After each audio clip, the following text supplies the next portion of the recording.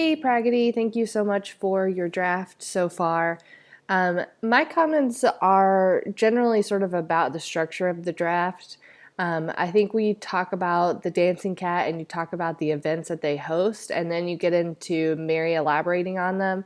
But I think there needs to be something in between that not only sort of describes what the dancing cat is and why they would even have events, but also sort of catalogs those events that they have. And you do have a paragraph that does that later. I think that needs to be brought up.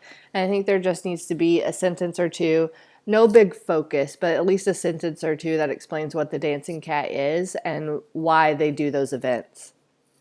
Other than that, though, um, I think that you have a really good draft.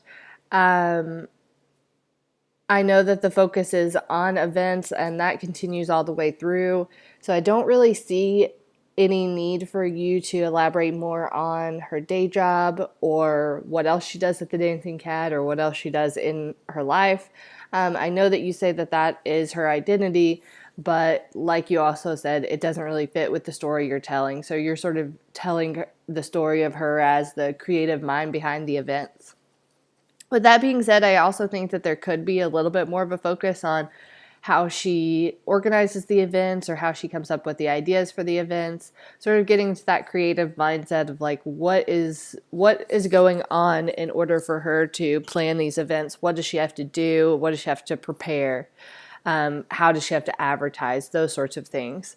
And if you did have that information or you were able to add that in and you started feeling like your profile was getting a little bit too long, then you can always go back through and maybe shorten down on some of the quotes that she has. I think you have really good quotes from her, but the one, for example, in the second paragraph is a little bit long.